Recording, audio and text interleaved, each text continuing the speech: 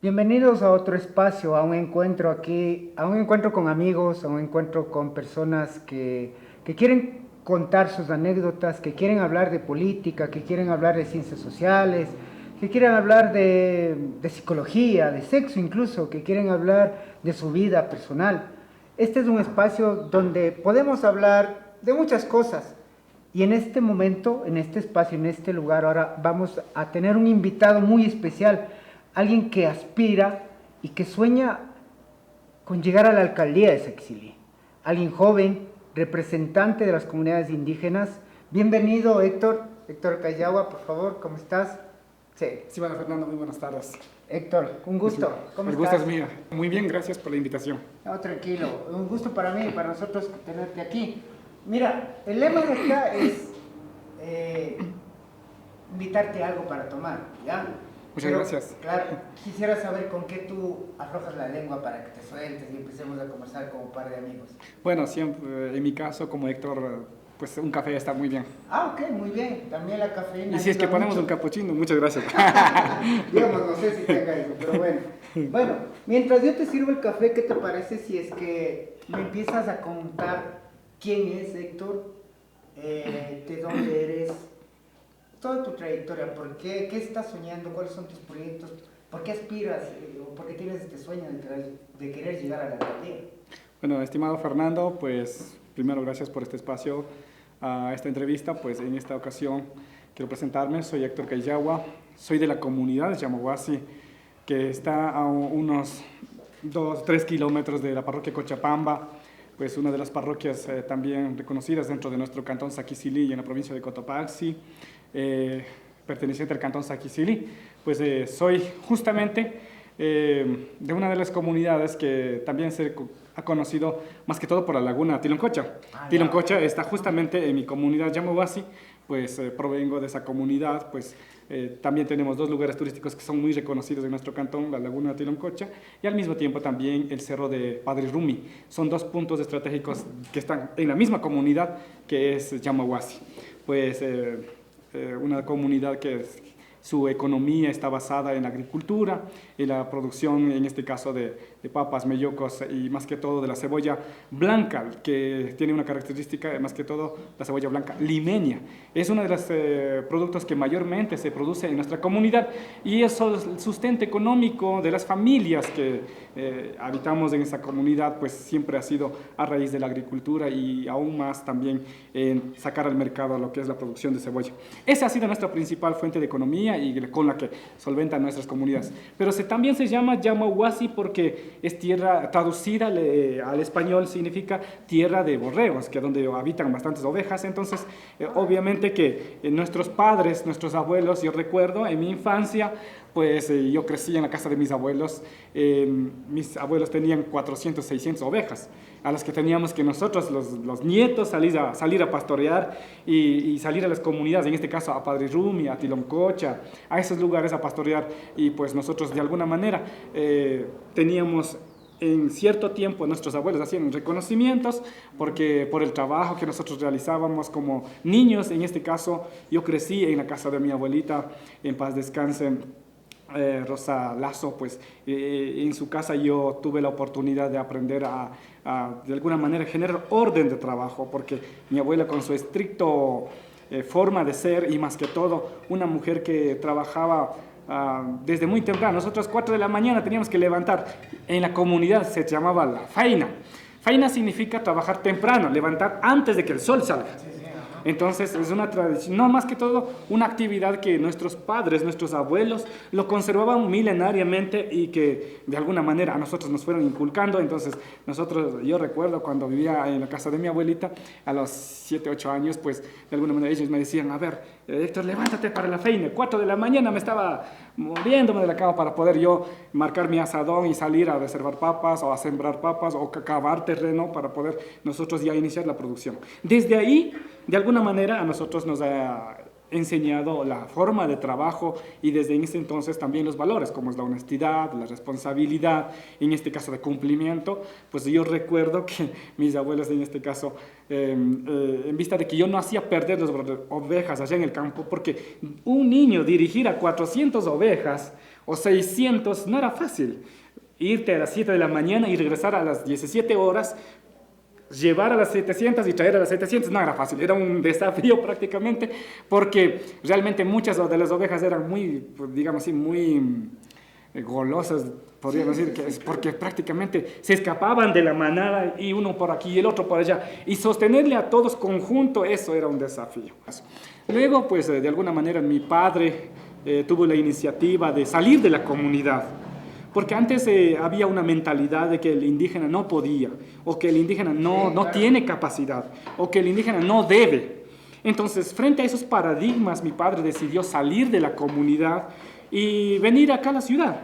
Entonces, nosotros a formarnos acá en la escuela, pues en la Mariscal Sucre, yo me vine, recuerdo en ese momento, yo antes de niño tenía cabello largo, entonces andaba con una trenza y todo un peinado, y pues... llegué acá a la escuela Mariscal Sucre, recuerdo que en este caso los profesores no me aceptaron aquí en la escuela, porque yo tenía cabello largo, decía, no, el niño no puede ingresar a la escuela. Pues obviamente ellos mandaron obligatoriamente a cortar mi cabello. ¿De qué año estamos hablando ahí? Estamos hablando de 2000 o 98, por ahí, estamos hablando en esos años. Entonces, era muy complejo entrar aquí en la escuela un indígena. Entonces, ahí era incluso salir de nuestra comunidad a nosotros nos hizo difícil. Yo recuerdo que mi padre, todos los comuneros decían, no, estos no van a poder. ¿Cómo van a estudiar en el centro? ¿Con qué dinero van a pagar? Y entonces, y mi padre cogió una camioneta, vino, y venimos escondidos, de que no nos miren ninguna comunidad, y dimos la vuelta exactamente por Jatunera para que la parroquia Cochapamba no nos mire, porque en ese momento nadie estudiaba aquí en la ciudad. Nosotros fuimos los primeros en salir de la comunidad y venir hacia Saquicilí y prepararnos. Entonces, obviamente, nosotros en ese momento, con ese nerviosismo, con eso de recelo de que fracasemos en este intento de querer formarnos acá. Entonces, debo agradecer a mis abuelos que de una u otra forma fueron los promotores de decir, bueno, vengan ustedes, prepárense. De niños venimos y vivíamos justo al lado del estadio de Liga Cantonal Saquicilí. Iniciamos a vivir yo y mis 3 hermanos, pues yo era el primero. Me tocó coger el rol de papá y de mamá porque por la condición económica mis padres no podían estar juntos con nosotros. Mi papá trabajaba en Guayaquil, muchas veces en Machala, en Esmeraldas, y venía cada 22 días a visitarnos aquí en Saquicilí. Y mi madre, viviendo en la comunidad Yamahuasi, venía solamente los días miércoles.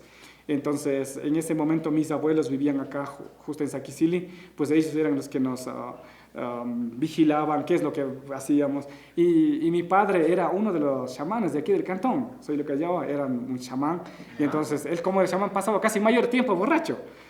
Porque tenía muchos clientes, pero aún así, de alguna manera, él nos educaba, él trataba de que nosotros podamos estar en la casa y no salir a la calle, porque también como veníamos de la comunidad, era muy peligroso también salir a la ciudad. Nosotros no conocíamos muy bien Saquicilí, a duras penas llegábamos donde justamente en la esquina de Don Mario, él era la única tienda en la que nosotros sacábamos hasta incluso créditos para poder que mi papá después venga y pague a Don Mario. Y entonces, de alguna manera, hubo una etapa donde en nuestra niñez crecimos solos. Prácticamente nosotros crecimos solos porque nuestros padres no tenían posibilidades de pasar con nosotros. Ahí aprendí lo que es la cocina. Entonces yo desde los 7, 8 años ya iniciaba a cocinar para que mis hermanos puedan servirse los alimentos, porque no teníamos alguien que prepare desayuno, alguien que prepare el almuerzo o la merienda. Entonces ahí tenemos una anécdota. Nosotros, las habas, un día teníamos mucha hambre y por cocinar rápido le hemos metido con toda la cáscara, la haba completa, con toda la vaina. Entonces, con toda la vaina, con toda la vaina. Hermano, entonces, ni 1 hora no se cocinaba, 2 horas tampoco. ¿Qué edad tenías? Entonces, estamos hablando tipo 9, entonces, realmente... Y cuando nosotros iniciamos, después de 2 horas de cocina, hasta el cilindro de gas creo que ya se ha desgastado porque tanto cocinar y no se cocinaba rápido porque estaba dentro de la vaina. Claro. Entonces, Después iniciamos olla llena, iniciamos de desencascarar, salía medio plato o un platito máximo. Y esto teníamos que compartir entre los hermanos. Entonces, son experiencias que ahí hemos aprendido la cocina. Y luego también nosotros no sabíamos hacer ni siquiera una empanada, porque realmente no sabíamos hacer la masa, pues no. Claro. Entonces, lo único que nosotros teníamos que hacer era envolver la harina y poner un huevito por ahí. Y eso teníamos que pasarle al sartén para poder aprender a hacerla un poco de pronto, para nosotros, la mejor golosina en esos momentos, pues, ¿no? Y recuerdo que una vez no sabíamos, incluso no sabíamos cómo hacer la miel, toda esa cuestión. Intentamos hacer la miel, entonces poníamos azúcar a diluir con aceite. La unión de los dos se hacía como esos caramelos que decíamos sacamuelas, similares a esos. Se convertía, y eso era nuestra golosina favorita en la casa. Entonces, de alguna manera, esos aprendizajes que hemos generado dentro de la niñez. Pero a mí me gustaba mucho el fútbol, y me gusta también el fútbol. Yo era... Como vivía cerca del estadio, a 2 cuadras del estadio, entonces siempre iba a Minero Deportivo Saquicilí. Entonces era hincha de Deportivo Saquicilí. Recordemos que Saquicilí jugó con la Liga Deportiva Universitaria, uno de los mejores partidos de mi vida que yo he visto a Saquicilí participar. Avanzando ya dentro de la Mariscal Sucre, pues uno de donde yo tuve punto de partida, hablemos de ser dirigente, la chispa donde me dio arranque, fue cuando en la Escuela Sucre, yo era segunda escolta de la Escuela de Sucre, el profesor Manuel Quizanga me dice que dicte una conferencia o un discurso por el Día de la Bandera. Entonces me causó sorpresa que un niño indígena pueda tomar ese desafío. Entonces, primero, claro, haciendo... O sea, en esa época todavía había mucho estigma. Bueno, Claro, hasta ahora, existía racismo. Claro, pero en esa época, imagino que era más fuerte el estigma que tenía el indígena, ¿no? Claro. Salud. Salud. No, salud, eso sí es. No hay traguito ahorita, pero bueno, café. Salud, no. Muchas gracias. Gracias, estimado Fernando. Claro, en ese momento había mucho, como decirse, recelo de que un niño indígena pueda entrar a esos escenarios, pero me dio la oportunidad. Entonces, cuando el licenciado Manuel me dice, Héctor, tú vas a dar el discurso por el Día de la Bandera, entonces yo no sabía cómo organizar un discurso prácticamente. Entonces, en ese momento estaba pensando, y no había tanto Google, ni Rincón del Vago, nada de Wikipedia. En ese momento, a la biblioteca del parque. Y entonces, yo no sabía cómo estructurar el discurso. Pero, de alguna manera, a mí mi padre me dio unos libros de visión mundial, así coleccionadas para niños.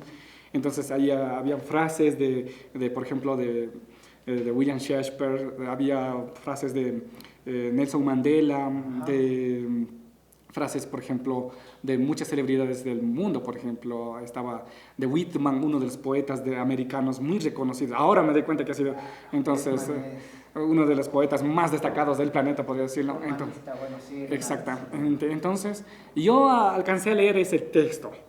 Y entonces saqué partes de los autores, algunas frases, y di un discurso que debo tener en mis archivos todavía escrito a puño y letra los discursos que di.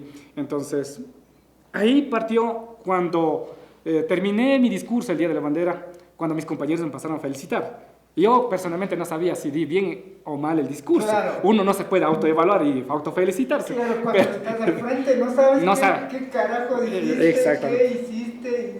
Ni el guión que manejaste. No tienes ni idea. Y ahí esperas la reacción del otro y dices, ¿qué será que me van a decir? Y claro, si te felicitaron, bien. Claro, o sea, entonces... Es un logro ahí. Ahí me marcó. En ese momento me dio, como decir, la iniciativa de ser uno que entra a dirigir, organizar. Entonces, el hecho de que mis compañeros me pasen a felicitar, los profesores, en este caso ya estaba de director el licenciado Ramiro Oña, Arcentales, entonces él me dice, oye, dice, nunca te había escuchado, pero qué bien, muy bien, no te leíste, te memorizaste, pero de alguna manera no te pusiste nervioso, y entonces ya me dio por. Y entonces seguidamente, ya en la final de la escuela, pues también me dio espacio el señor director para que pueda intervenir, y entonces ya marqué, como decir, un precedente para poder iniciar ya a representar. Y entonces en la escuela hubo incluso un concurso de dibujo técnico, pues también me designaron para que pueda participar. Me gustaba desde muy temprana edad el dibujo técnico, en la arquitectura siempre, porque mi padre fue albañil, entonces veía que él hacía revisión de planos. Recuerdo que cuando yo era niño, el estadio de Liga Cantonal Saquicili, la cubierta lo puso mi padre. Entonces yo veía que estaba en el filo de esos, de las rieles. Entonces siempre me dio una visión de arquitectura desde niño. Entonces yo pasaba dibujando planos que mi padre hacía, entonces inicié también un poco a desarrollar el tema del dibujo técnico. Entonces salimos de la escuela, pues no puedo decir que fui un estudiante brillante, hay que ser sincero, fui segunda escolta, pero de alguna manera, siendo un niño indígena, avanzamos, incursionar dentro de la institución educativa, representar. Entonces, pero también ser segunda escolta, yo no llegué ni a la última fila, no sé, pero bien eso. Entonces, ya venimos marcando, ¿no?, ese territorio, podríamos decir. Ajá. Y bueno, nos vamos al Colegio Nacional Saquicili, pues a prepararnos. En el Colegio Nacional también era en ese momento pues rector el ingeniero Guillermo Yanchapaxi. Casi todos los años secuenciales vine siendo presidente del curso del Colegio Nacional Saquicili. Desarrollamos ese espacio de hacer amigos, y como estaba parte del fútbol también invitaba a otros compañeros para poder ir desenvolviendo conjuntamente con mis compañeros, y entonces teníamos un club entre amigos. Aquí en la Liga Cantonal mi objetivo siempre ha sido jugar en la liga, pero no tuve la oportunidad porque también faltaban recursos, ¿no? Porque necesita para el fútbol también presupuesto y habilidad. Y nuestros padres no eran como que muy aficionados. También, no, o sea, eso, no había la cultura deportiva. No había la cultura deportiva, veían como que hacer fútbol, hacer otro deporte era como que significado de ser vaguitos, nos decían. O sea, claro, el ser futbolista era ser... Pero era la idiosincrasia, perdón, la idea que ellos tenían, la parte cultural. Pero ahora ya se ha roto esos estigmas y creo como que ya van entendiendo otra cosa. Pero ya. Así es. Así que en el colegio, pues de una u otra forma, hicimos grandes amistades con nuestros profesores. Y llega la sorpresa de que nos acercamos ya a quinto curso de colegio y se acercan las elecciones del colegio, ¿no? Uh-huh. Entonces...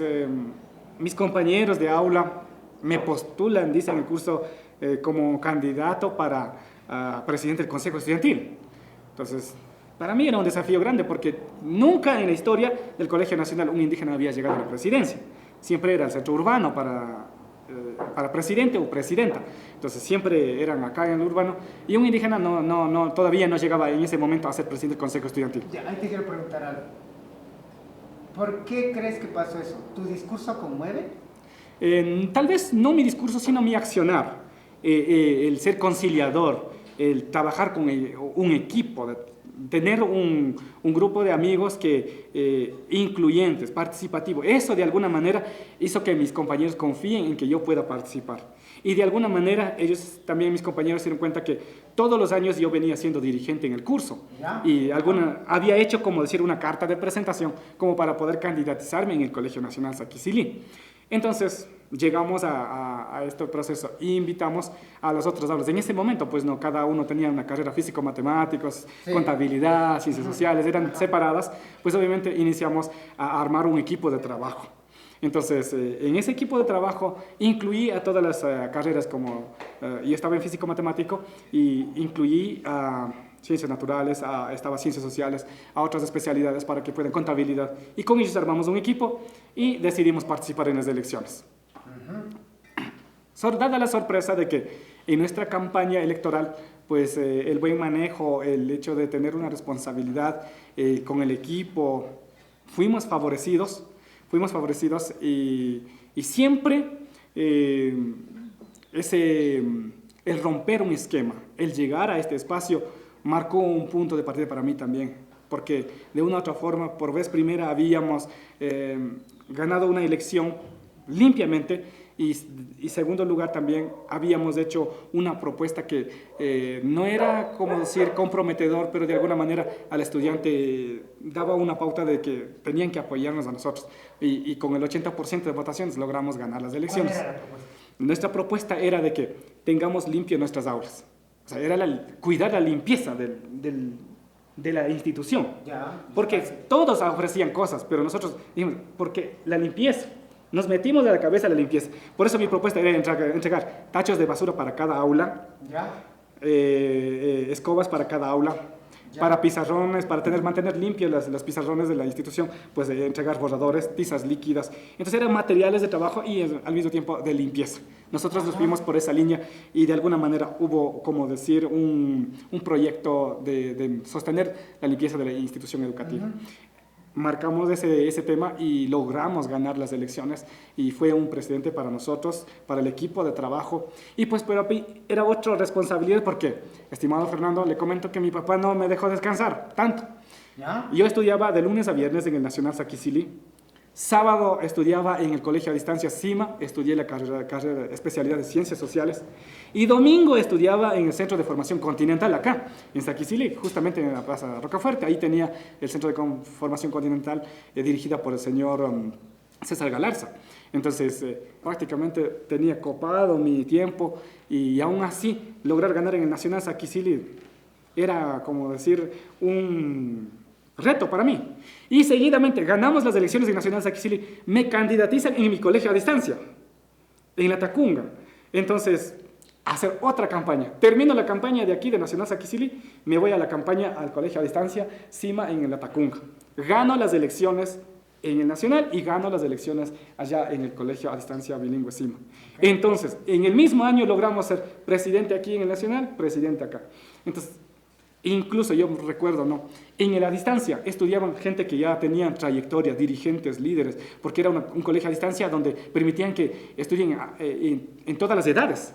Entonces, a mí me tocó enfrentar con un dirigente de Pujilí, me tocó enfrentar con ellos en las elecciones. Entonces, ganar acá en los dos ámbitos para mí era totalmente un desafío. Un año donde aprendí a hacer política, aprendí a hacer campaña electoral. Me gradué siendo abanderado en la distancia en el Colegio CIMA y acá siendo también parte del Consejo de Honor. Mis compañeros de alguna manera me impulsaron para que este Consejo Estudiantil pueda fortalecerse. Hay que recalcar que en este Consejo Estudiantil nosotros logramos sacar uno de los proyectos más grandes que hasta el momento consta dentro del Colegio Nacional Saquicili, que son las canchas deportivas. Fuimos al Consejo Provincial, a la Prefectura, a presentar un proyecto que constaba $20,000 para sacar las canchas deportivas del Colegio Nacional Saquicili.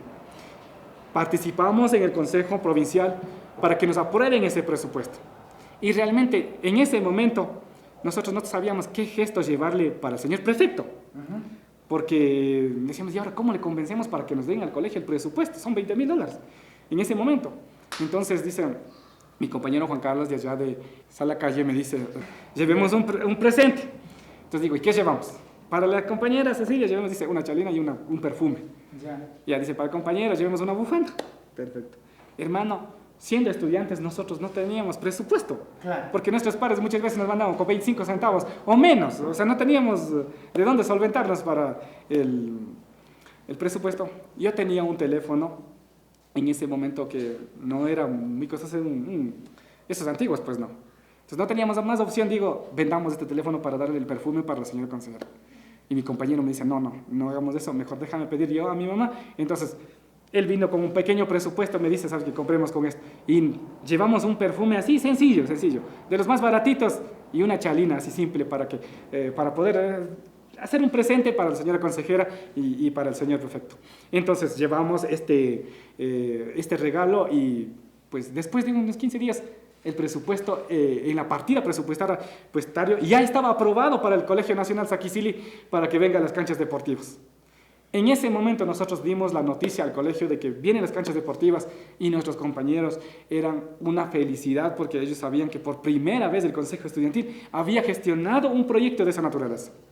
Entonces, y usted también, estimado Fernando, hace mucho tiempo aquí el municipio generaba, para generar este presupuesto, hacía debates en algunos sectores. Entonces, yo siendo presidente, recuerdo la profesora Ivette Valladares me dice, Héctor, vaya al debate, me voy. Y le digo al señor alcalde en ese momento, pues que el colegio necesita computadoras.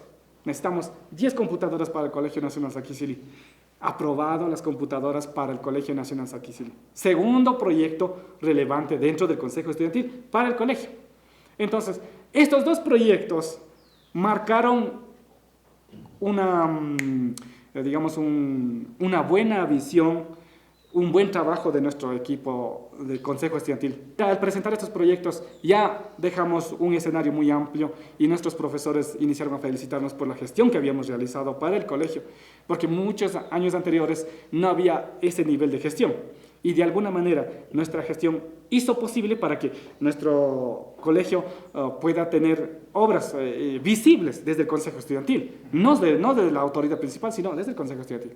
Ahí conocí grandes amigos, por eso hoy me acompaña aquí estimado Mauricio Topanta. Él fue uno de los compañeros que también, un curso menor a nosotros, era uno de los compañeros que impulsaba las campañas electorales, ¿no? Y atrás gritando a nosotros, apoyándonos y generamos una grata amistad. Antes de salir del colegio aparece un concurso a través de las organizaciones UNICEF, Plan Internacional, en ese relato me acuerdo Parlamento Indígena de América, un concurso en el que los estudiantes debíamos participar en las asignaturas de matemáticas, ciencias naturales, sociales, en todas las que en ese momento había como estructura de educación. En ese proceso de concurso se inscribe el colegio a distancia CIMA, se inscribe a través de la extensión de Tacunga para participar y me sacan como representante. Primera etapa, teníamos que hacer un encuentro entre los colegios de aquí, de la provincia de Cotopaxi, en el que participamos como 24 colegios, y entonces de ahí, y honestamente llegué en el 4º lugar. Entonces nos dicen que los jóvenes representantes de estos concursos van a ir a Quito a un encuentro nacional con todos los colegios del país. Entonces nos vamos a Quito a representar a Cotopaxi. Muchas gracias. A representar a Cotopaxi. Participamos en el Hotel Quito. Primera vez, hermano Fernando, llegando a Quito sin conocer, mirar al panecillo para mí era como hoy llegar a Nueva York, algo así. Claro, estatua de libertad, algo así. Okay. Entonces, llegar a una ciudad en la que yo no conocía y entonces, primera vez en una ciudad tan amplia como Quito. Sorprendidos, llegamos al Hotel Quito, iniciamos los debates, los concursos en diferentes áreas que estaban programados. Pues recuerdo que habían etapas de participación en la cual tuve la oportunidad de estar frente a los compañeros estudiantes de Morona Santiago, de Guayaquil, otros venían desde el sur del país de Cuenca, y en la última fase a mí me tocó con la provincia de Imbabura. De alguna manera di lo mejor que podía yo en ese momento desenvolverme en los ámbitos, y también a mí me gustaba la música, me fui con mi guitarra a participarlo allá, a hacer un poquito de música, y al mismo tiempo también en las noches culturales también me gusta la danza, yo tengo un grupo de danza también creada. Entonces desde ahí logramos que en el país podamos dar una buena participación como Cotopaxi. Un jueves, mi tía llega desesperada a mi casa, dice, unos señores te están buscando. En la plaza me encontró y están buscando a Héctor Cayagua. ¿Quién es? Entonces viene con los señores y justo los organizadores del evento. Llega, dice, hermano, ¿qué tal? ¿Dónde vives aquí? Digo, sí, esta es mi arrendadita. Pues no, mi casa arrendadita, vivo aquí. Ellos vienen y me dicen, mira, queremos hablar con tu papá. ¿Y dónde está tu papá? Le digo, mi papá está trabajando en Salvanil, está trabajando en este momento en Pujilí, en La Victoria, estaba allá. Entonces dice, bueno, no podemos irnos, pero aquí queremos dejar una notificación. Queremos que el día, era un jueves, dice, mañana necesitamos que usted esté en Quito para realizar estos trámites. Pasaportes, necesitamos que saque sus pasaportes. Usted, en 3 días del día lunes, va a tener una reunión con el señor presidente de la República. Usted ha sido seleccionado como uno de los representantes de los 5 que van a viajar a España a representar a Ecuador. ¡Qué bien! Entonces, emocionado, cogí el bus, me fui hasta Pujilí. Entonces, llegué a la obra donde estaba mi padre, le digo, aquí está, me dicen esto. Mi papá revisa, dice, creo que mi papá, o sea, no creía tampoco, dice, ¿cómo va a ser posible que hayas ganado este viaje? Entonces, ese momento viajamos nosotros a Quito con mis padres. ¿Cuál fue tu...? A ver, aquí quiero como que indagar un poco más. Pero bueno, antes de continuar y de seguir, vamos a hacer una pequeña pausa. Bueno, vamos a seguir conversando con Héctor. Vamos a hablar de temas bastante controversiales, ¿sí? Él lo ha vivido, como les decía, la parte, por ejemplo, del racismo. Creo una gran parte de la población ecuatoriana vive eso. ¿Es víctima o es victimario? Bueno, me contabas como para cerrar un poquito, ¿no? Y hacer bastante rápido. Me contabas esto de que habías salido como que seleccionado para representar, irte de viaje, conocer al presidente. Y claro, tu papá te ve y dice, wow, o sea, ¿cómo representas, cómo llegas a este punto de ser seleccionado de entre tantas personas? Y claro, el estigma del indígena, como tú decías, ¿no? Todo tu discurso ha sido el primer indígena en la escuela que habla, que es líder, el primer indígena en el colegio que habla, que es visto como líder. Ganar ¿sí? elecciones. Ganar elecciones y ahora ser representante. Y todavía tu padre dice, a ver, no te la creo tanto, a ver, ¿cómo está? ¿Qué es lo que tú sientes cada vez que llegas a un logro y tal vez la gente no entiende que tú tienes, o mejor dicho, los indígenas tienen la capacidad de llegar a eso y tienen la capacidad de representarnos? Porque esa es la problemática aquí en Saquiciley.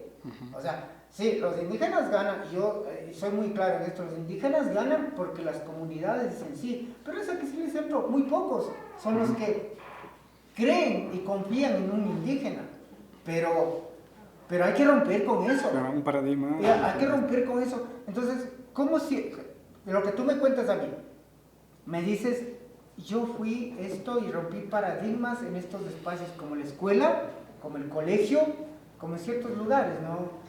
Estás rompiendo paradigmas, estás diciendo, oigan, sí, nosotros podemos. ¿Qué sientes, qué piensas, algo así muy corto, con respecto a todo esto que has vivido desde niño, a toda esta parte de sentirte relegado, menospreciado a ratos, porque pasa, y no solamente con el indígena, pasa con el mestizo, pero el mestizo que es pobre. O sea, entonces viene con toda esta temática también de menospreciar al pobre que tampoco tiene recursos y no puede. Así es. Bueno, pienso que este es uno de los temas muy complejos y al mismo tiempo también visibles en la sociedad ecuatoriana. Yo viví un poco podríamos decir, de discriminación, justamente cuando estuve por salir del país a representar, porque antes de salir del país tenía que hablar con el presidente de la República y al mismo tiempo con el Congreso Nacional en ese momento. Entonces yo llegué primero al Congreso Nacional y estaban todos los diputados y me encontré con muchos diputados y había algunos que no querían que nosotros subamos a la microfonía exactamente para intervenir dentro del Congreso Nacional. Fue mi primera apreciación de discriminación, hablemos a nivel de Estado, a nivel de un Congreso Nacional. Y en ese momento me di cuenta de que nosotros tal vez no éramos bien vistos dentro de un ámbito urbano, dentro de la ciudad. Entonces el economista se acerca, dice, me permite intervenir a nombre de los jóvenes que estuvimos para salir del país, a nombre de ellos intervine y entonces después viene y se acerca. Qué bien, mucha seguridad en ti. Entonces me felicitó en ese momento el economista y sale el señor presidente también a decir que vayan a España a representar muy bien a Ecuador y entonces en ese momento me dio seguridad. Ahí logré de alguna manera visibilizar que no todos, sino más bien había una separación y que no todos estaban con los mismos pensamientos. Y entonces de alguna manera eso marcó para mí también de que me dé seguridad. Llegamos a Madrid y tuve la oportunidad de ser representante de América Latina y el Caribe en estos encuentros mundiales. Entonces, de alguna manera, eso me dio más seguridad. Regresé a Ecuador con más seguridad. ¿Ya? Pero también en España noté algo muy importante, que nuestra cultura era muy bien vista. Admirada. Por ejemplo, yo llegaba con mi ponchita, en ese momento con mi sombrero, con todo, cargado un asiel allá en Madrid. Y todos querían fotos, toditos, los medios de comunicación. Y por vez primera, yo entré al canal CNN Internacional. Yo no conocía prácticamente nada de canales de televisión. Entonces, doña Sofía, reina de España, me invita. Y entonces, en ese momento, yo llevé un bolsito con muchos recuerdos de Tigua, de aquí de Sumbawa. Llevé unos plumas de aquí de Saquicilí, un sombrerito. Entonces, digo, le entregué el presente a doña Sofía. Y entonces, agradecidos, y doña Sofía se coge mi bolso y se carga ella. Todo el programa se fue prácticamente llevando. Entonces me dio como que apreciación a nuestra cultura y era bien vista en la comunidad europea porque había muchos delegados de otros países. Entonces todo el mundo quería que les regale algún presente o las fotografías. Entonces de alguna manera inició a generar seguridad para que uno llegar a cualquier espacio y no tenga tal vez de sentir de que somos discriminados, sino ya en mí se creó una seguridad en el espacio que yo esté. Actualmente soy presidente de una organización provincial en Cotopaxi, pues de alguna manera nuestro liderazgo no ha sido tal vez momentáneo, sino ha sido yo desde el colegio, desde que estoy hasta el momento, son 17 años de trayectoria que tengo en el nivel dirigencial. Y he tenido la oportunidad de dialogar frente a frente con, por ejemplo, con el presidente de Bolivia, el compañero Evo Morales. Hemos tenido esta oportunidad de dialogar con Ronald Reagan de Estados Unidos, que también me dio esa facultad de conversar con ellos. Y el hecho de estar en estos escenarios de alguna manera me ha dado la oportunidad de conocer grandes líderes, grandes representantes, incluso el economista Rafael también después logré tener un diálogo. Por eso en estas contiendas electorales soy el único candidato que he sentado a dialogar con diferentes presidentes de América Latina, con diferentes autoridades a nivel del mundo. Esto también me ha abierto las puertas gracias a los medios de comunicación. Cuando salí en CNN Internacional, cuando salí en Telesur, cuando salí en RT México, cuando también me han dado espacios de participación diferentes canales a nivel del mundo. ¿Por qué te invitaron? Primero por el nivel de liderazgo que yo llevo en el país, porque yo recién acabo de entregar la dirigencia nacional de la FEINE, he estado frente, y por eso es que siempre yo he estado al lado de Leonidas Issa, como dirigentes, entonces, porque soy representante nacional. Entonces, por lo tanto, la comunidad internacional ha mirado el liderazgo que tiene la juventud dentro de Ecuador, y sobre todo en las luchas sociales. El rol que cumple la juventud, porque usted verá en las movilizaciones, no es que el presidente de la comunidad o tal vez algunos se frentean con los policías o los militares, son la juventud los que se paran y ponen pecho a frentear en estas luchas sociales. Entonces, ese rol la comunidad internacional no ha dejado fuera. Esa fuerza de la juventud ha hecho que generen 2 movilizaciones 2019-2022 aquí en Ecuador. Entonces, allí que yo siendo aquí en Saquicili, liderando a la organización, y también tuve la oportunidad de dirigir a la juventud en estas movilizaciones. Entonces decían, ¿y quién organiza? ¿Quién lidera este proceso? Entonces los medios de comunicación iniciaron a investigar y es así que salgo a dar criterios. Por eso en mi página principal están algunas entrevistas en RT, algunas entrevistas en Telesur, algunas entrevistas en CNN Internacional. Muy pronto saldrá también un documental que uno de los reporteros de Alemania vino y realizaron aquí un estudio de la dirigencia, el rol de la juventud en la actualidad. Entonces, ese ha sido un aparecimiento en los medios de comunicación, por eso ellos nos han tomado en cuenta, porque saben que de una u otra forma somos gente que hemos hecho proceso y venimos liderando procesos. Por eso muchos compañeros me han dicho, se sorprende, dice, ¿cómo así pensaste en algo cantonal cuando tu imagen es nacional, cuando tu imagen es reconocida? ¿Por qué? Exactamente, ¿por qué? Primero, vemos un rezago dentro del cantón Saquicili. Muy bien, una comparativa, hacemos una cuadro de comparación entre Saquicili y los demás cantones que tiene nuestra provincia. Entonces, Saquicili teniendo espacios turísticos, geográficamente bien ubicado. Sí. Estamos acompañados de los ilinistas, al frente Cotopaxi, cerca Quilotoa. Saquicili tiene cercanía a Laguna Tiloncocha, Huingopana, está la Candela Faso, la cascada Candela Faso, está el cerro de Padre Rumi. Teniendo todo ese escenario, primero el tema turístico no es bien vista dentro del cantón, no ha sido bien vendida a nivel de marketing y tampoco tiene inversión pública hacia fomentar el turismo. Primero, en invertir en la parte turística y segundo, difundir cómo vendemos nuestra imagen como saquicilenses, el tema turístico. No ha estado, para mi criterio, no es bien vendida nuestros espacios turísticos. Y otro, no es bien invertida, no existe nada relevante en los lugares. Por ejemplo, en Tilocoche, usted va a ver la laguna, pero no hay de pronto algún espacio para tomar, por ejemplo, un café, o de pronto puedan ir a acampar los que vienen a visitar. Porque yo vivo justamente allá y muchos de los alemanes de otros países vienen, visitan y, por ejemplo, muchos quieren cabalgar y no hay nada. O muchos quieren tomar fotografías con las llamas, no hay nada. Muchos dicen de pronto como ellos desde otros países no pueden venir cargados su sleeping. Entonces dicen, ¿dónde alquilamos un sleeping para quedarnos allá en la loma, por ejemplo? No hay nada. No hay nada.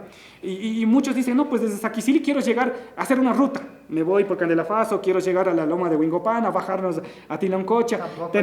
Tampoco hay una guía turística, no hay una línea de turismo generado dentro del cantón. Entonces, ¿por qué pasa eso? ¿Por qué el saquicilense no cacha y no se da cuenta que hay un potencial turístico ahí? ¿Qué le pasa?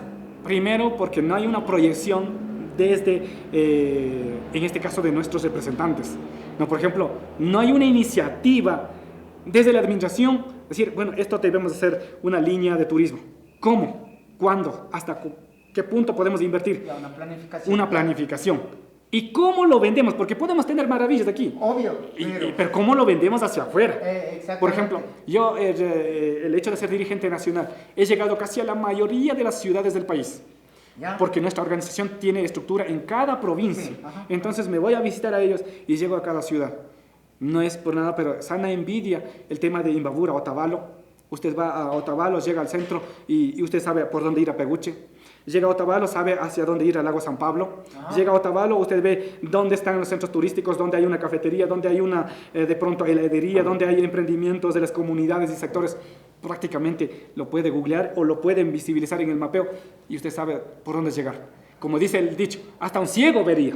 Yo, acotando de eso, yo tengo, sabes, Héctor, aquí es medio interesante todo lo que cuentas y yo quiero acotar algo. El saquicilense no tiene cultura de tratar al extranjero. ¿Sabes por qué te lo digo? Porque, a ver, yo conozco, no son de Saquicili, son personas que han venido de otros lugares que tienen como que una apertura a esta cultura del turismo y llegan y claro te tratan bien. Yo conozco por ejemplo cierta panadería que hay en el parque que el señor te trata bien, está todo bien, ¿no? Pero yo llego a otra tienda por ahí X que puede estar a la vuelta, tienen una cara, loco, de decir, o sea... ¿Para qué vienes? Sí, o sea, perdón, o sea, no quiero comprar aquí, yo no quiero, o sea, trátame bien, o sea, ¿qué quiere?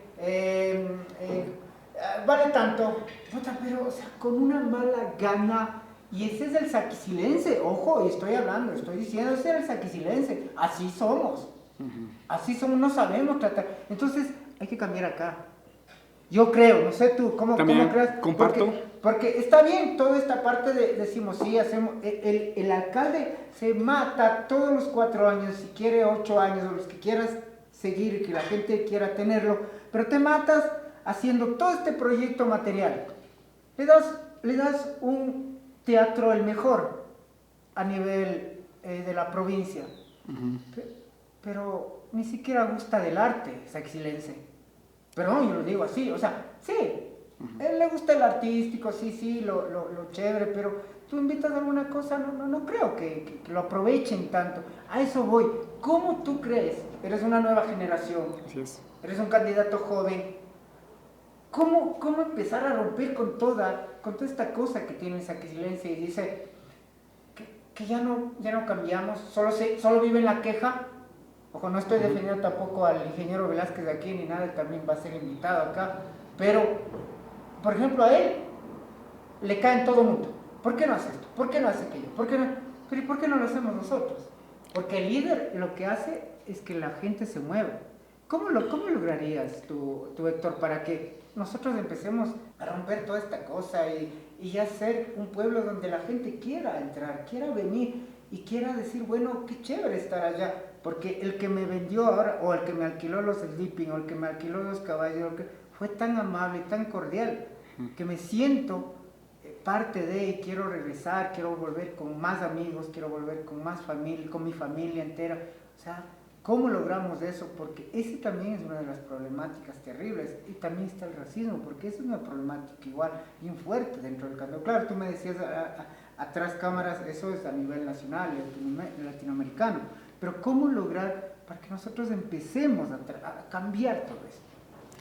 Mire, estimado Fernando, mi propuesta en el ámbito de generar una cultura prácticamente del saquicilense, de ser muy amable, de tener inclusive hasta protocolos de atención, protocolos de pronto de dar ese buen servicio hacia el ciudadano, independientemente que sea extranjero o no sea. Claro. Entonces, pienso que el cambio inicia desde nosotros. O sea, el cambio no lo hacemos desde afuera, sino empieza desde la casa, desde nosotros. Y si nosotros logramos, de alguna manera, generar esta cultura de atención a través de que, por ejemplo, en mi campaña pues hemos estado generando capacitaciones, por ejemplo, en protocolo y etiqueta, lo llamamos así. Sí, sí. Entonces, por ejemplo, yo me preocupo mucho, voy a los mercados y muchas veces a pegarme un librillo, unas papas por ahí. Y entonces siento en el mercado y tú te sientas de la mesa y no te dicen ¿y qué requiere? No te llaman, de pronto están esperando que tú mismo te levantes y vayas a pedir. Claro, muchas veces nosotros como clientes buscamos comodidad, en cierta forma. Sí, claro. Claro, buscamos comodidad. Entonces, pero no hay de pronto ese... pero tampoco podemos hablar de todos, ¿no? No, claro, sí, no hay que generalizar. No hay que generalizar. Hay personas que siempre. Sí, Sí, hay personas que sí tienen ese don de Ajá, atención, de cariño, claro. de poder decir, mire, pase, tome asiento, este es su espacio, ¿qué le servimos? Entonces, muy atentos. Pero sí falta que eso se traslade a muchas. Que se contagie. Que se contagie, que se generalice y que Saquicili tenga otra imagen de atención. Por ejemplo, solamente hablamos de un mercado, Juan Montalvo. Ya. En Juan Montalvo no todos tienen ese don de atención. Yo he ingresado a ese mercado y entonces digo, hay mucha, tal vez deberían, para ingresar a un mercado deberían todos, absolutamente todos, aunque sea de manera obligatoria, debes llevar un curso de protocolos de etiqueta para que puedan todos medir el nivel de atención que deben tener.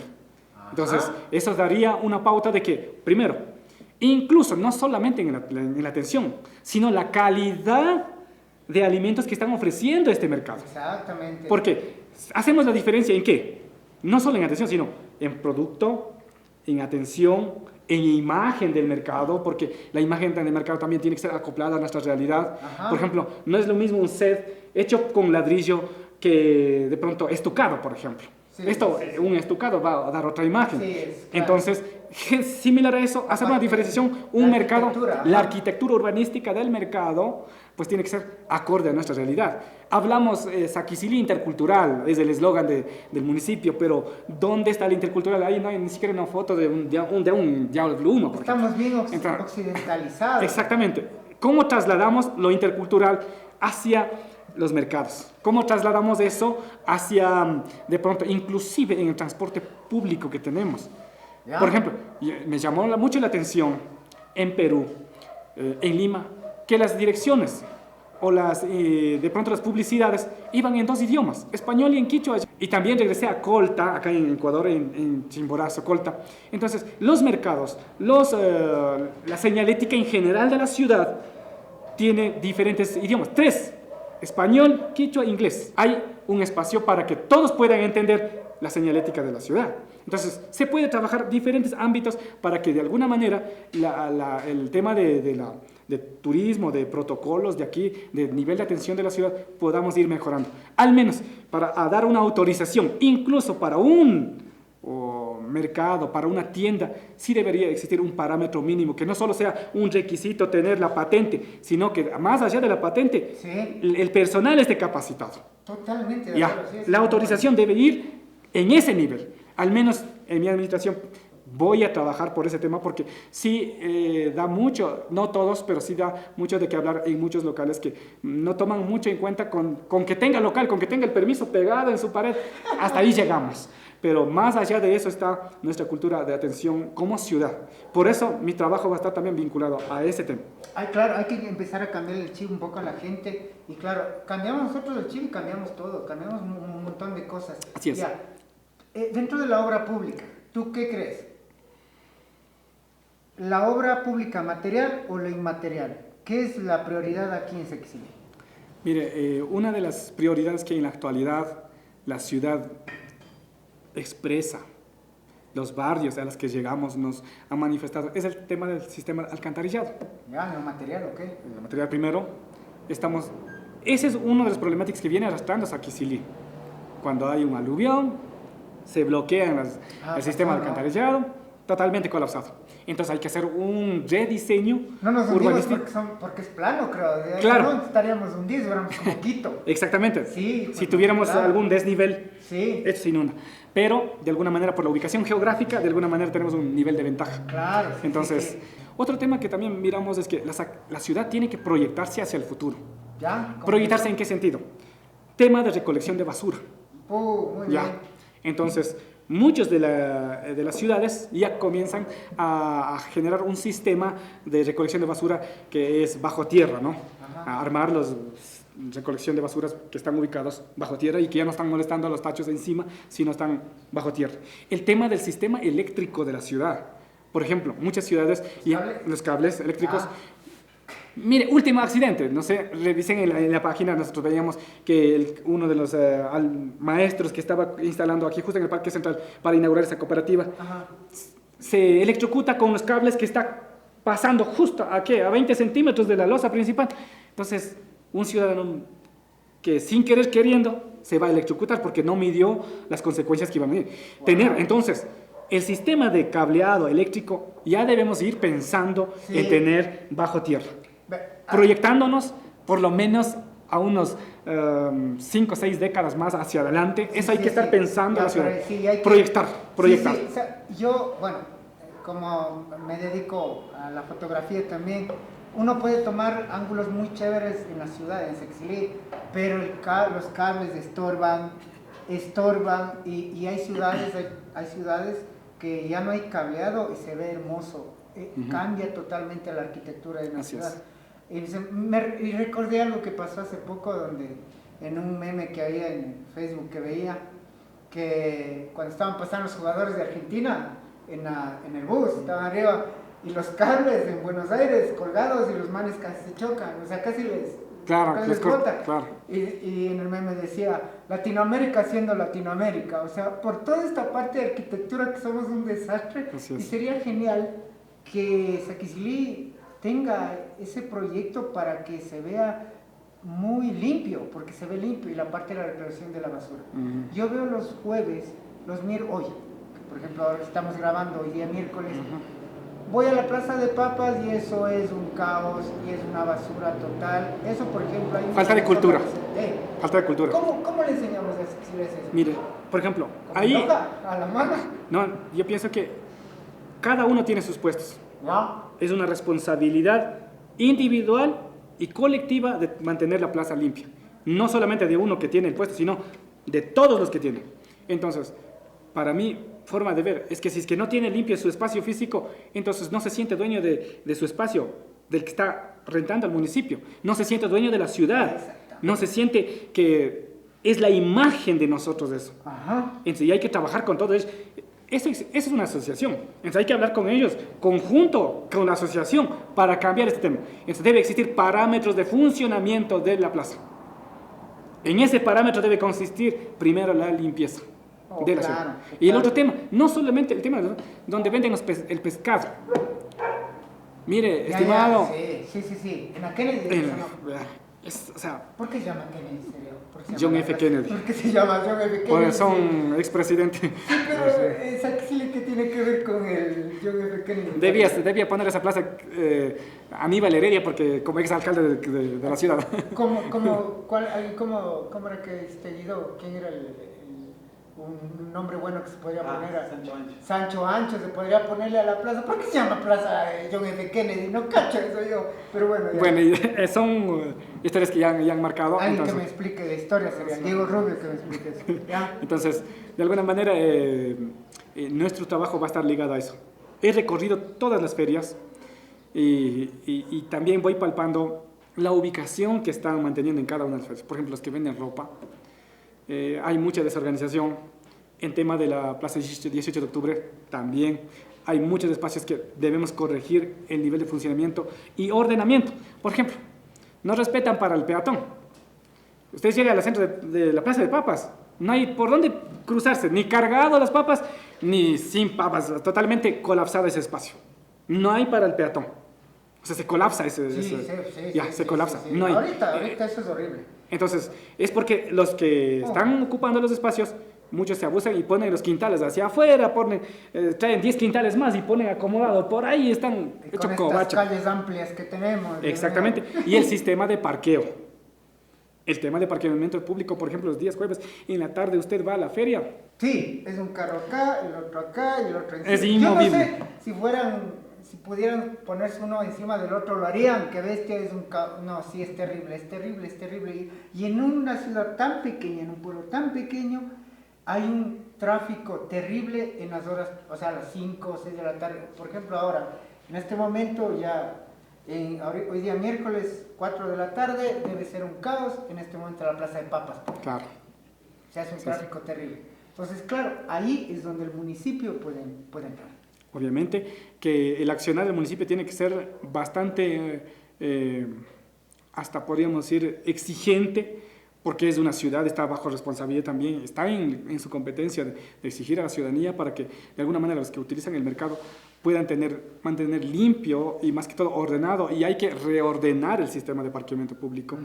Y otro tema también es el transporte comunitario. Nosotros decimos transporte comunitario, pero el transporte ilegal. Nuestros compañeros que tienen taxis piratas, lo hablamos así, tanto en la Plaza John F. Kennedy, también acá en la salida de buses, la pelea del transporte público en Urbana es impresionante, pues en este momento. Entonces es una lucha de no terminar. Entonces ahí también debe existir un reordenamiento, también organizar a los compañeros que tienen el tema del taxismo informal. Otro tema también es el tema de la salud pública en la ciudad. Muchas veces no nos preocupamos tanto el sistema de agua potable que puedan recibir no solamente el centro urbano, sino también la periferia. Entonces hay que trabajar en ese tema porque muchas veces trabajamos por tener obra, así morochamente decían, obra de cemento. Sí, pero obra material. Pero no nos preocupamos por el tema de la salud pública de la ciudad. ¿Sí? O sea, la desnutrición que existe en los niños dentro de la ciudad. O sea, no solamente es porque comen chitos, sino más bien el sistema también el agua. ¿Qué calidad de agua estamos dando a la ciudad? Ajá. El nivel de alimentación que está recibiendo los niños. Entonces hay que también trabajar en fomentar, tener una alimentación nutritiva para los niños. Entonces son algunos temas que, claro, no son obras como un coliseo, como una piscina para la ciudad, pero de alguna manera eso tiene que marcar para que tengamos una ciudad sostenible y sustentable en todos los ámbitos. Ajá. En todos los ámbitos. Usted sabe que yo soy yo me he ganado mi liderazgo en las calles, en la lucha social. ¿Ya? Y de la misma forma, si tengo que exigir al gobierno nacional, lo voy a exigir para que eso se haga una realidad, porque ya es mucho tiempo y no se ha generado una obra que vaya a cubrir la inseguridad, más que todo en los niveles de accidentes que se dan en la E35, que es justamente en la entrada de Saquicilí. Y ahí, incluso en tema turístico, debemos dar mayor enfoque porque todo el mundo pasa por ahí y nadie sabe que acá está Saquicilí. Ya. Yo tengo amigos. Pueblo abandonado. Bueno, entonces, tengo amistades en Cuenca y en otros lugares. Dice, ¿y de dónde eres, Saquicilí? ¿Y dónde queda Saquicilí? La referencia es la cárcel. Todas las ciudades del país tienen un centro histórico. Saquicilí, no. Tenemos una iglesia. O sea, y no está visibilizado. No está visibilizado. De alguna manera, nuestro fomento va a ser para tener un centro histórico de Saquicilí.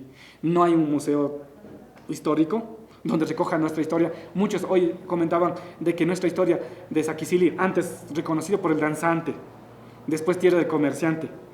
Cuando el danzante era nuestro, incluso nos fijamos en el escudo de Saquicilí tiene el danzante, pero el escudo de Pujilí no lo tiene. Entonces, el danzante debía ser un ícono reconocido de Saquicilí. Cuando ya lo hemos perdido a estas alturas, ya lo hemos perdido, ya se han adueñado otras ciudades, ya no hay. Entonces, si ahora tenemos el tema del comerciante, pues por lo menos no perdamos el tema del comerciante, por lo menos fortalezcamos el tema del comerciante y demos a conocer, no solamente a nivel de cantón, demos a conocer a nivel nacional, demos a conocer a nivel internacional, vendamos nuestra imagen hacia afuera. Como movimiento político en la que estamos trabajando, la lista 16, siendo un movimiento político nuevo, abre espacios de participación para diferentes profesionales del Cantón Saquicilí, y ese equipo de trabajo va a estar de alguna manera generando ideas para que Saquicilí tenga otro rostro de alguna manera en la parte de infraestructura urbanística de la ciudad, más que todo en las obras que se vayan a generar, y al mismo tiempo también la visibilidad turística dentro del cantón. Me parece muy interesante, Héctor. Un gusto haberte conocido, la primera vez que te conozco, que te veo, y un gusto para mí conocerte, y pues ojalá podamos vernos y darnos la mano, y todos los candidatos que van a postularse tienen esta oportunidad. Ayer conocimos a uno, nos presentó su parte humana también, ahora Héctor, nos presenta su parte humana, lo acabamos de conocer, lo vemos, y yo al menos me quedo con algo interesante de Héctor, que es un hombre que desde el discurso, desde la lucha social, se ha ganado su posición y su lugar en la sociedad, en Cotopaxi y en el país. Entonces de eso hay que analizarlo, y ustedes son los que van a elegir y ver si este representante es el que ustedes quieren para nuestro cantón. Gracias. Estimado Fernando, agradecido infinitamente, y también no podemos dejar de agradecer a los que están tras cámaras, a todos. Realmente sin ustedes no podríamos estar acá al frente también. Muchísimas gracias a todos, una buena tarde y gracias por este espacio. Genial. Salud. Antes de... Salud. Gracias.